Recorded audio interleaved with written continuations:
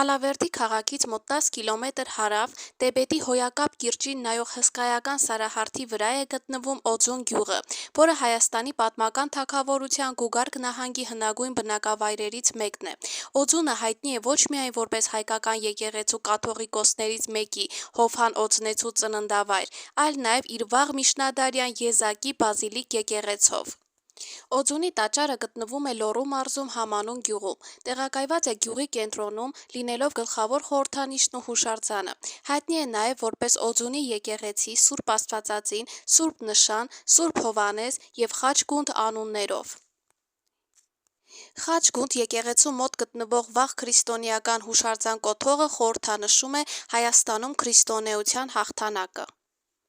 Օձուն անվան հետ կապված կա երկու հիմնական բացատրություն, մեկը կապված լեզվական փոփոխությունների, մյուսը կենդանիների պաշտամունքի հետ։ Քանզի լեզվական փոփոխությունները շատերիս համար առավել տրամաբանական և հիմնովին են թվում, սկսենք հենց այդ տարբերակից։ Կա կարծիք, որ օձուն բառը օծել բառի փոփոխված տարբերակն է և որ վանքը իր անունը ստացել է հենց օծել իմաստով։ Ըստ ավանդույթի, Թովմաս Առաքյալը գալով Օձուն օծել է բազմաթիվ հոգևորականների և գյուղն ու եկեղեցին այդպես էլ անվանել։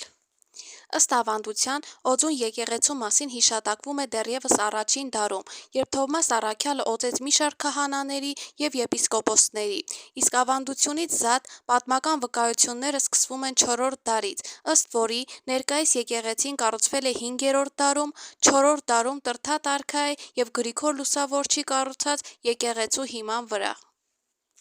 4-րդ դարում կառուցված եկեղեցին եղել է միանավ բազիլիկ եկեղեցի, որը 5-րդ դարում վերակառուցվել է եռանավ բազիլիկ եկեղեցու և ունեցել է կղմինդրե ծածկասալեր։ Արդեն 6-րդ դարում եկեղեցին համալրվում է գմբեթով, գմբեթակիր սյուներով և կամարակապերով։ 8-րդ դարում արդեն Հովհան Օձնեցու նախաձեռնությամբ ծածկասալերը վերակառուցվում են քարից։ Օձունի եկեղեցին ուղղանկյուն հատակագծով կառույց է, երկհարկ ավանդատներով, որոնք գտնվում են կիսաշրջանաձև խորանի շուրջը։ Եկեղեցին կառուցված է բազալտից և բաց շագանակագույն ֆելզիտ քարից։ Արտաքին սրահի շնորհիվ եկեղեցին ստանում է առավել մեծ և շքեղ տեսք, երեք կողմերից եզերվելով աղոթասրահի հետ, որը կրկնակի կամարներով բաժանվում է 3 նավերի։ Ինչը վերաբերում է եկեղեցու հարդարանքին և զարդաքանդակներին, դրանք մեծապես բնորոշ են վաղ քրիստոնեական ոճին և հորինվածքին։ Ըստ պատմական ավանդության, առաջին դարում Թադեոս Առաքյալը գալով Հայաստան իր հետ բերել է Քրիստոսի խանձարուրը (բարուրի շորերը) և դրել ներկայիս եկեղեցու խորանի տակ։ Հենց այս իրադարձության պատճառով էլ վայրն անվանվել է Օձուն, այսինքն օծված, օրհնված։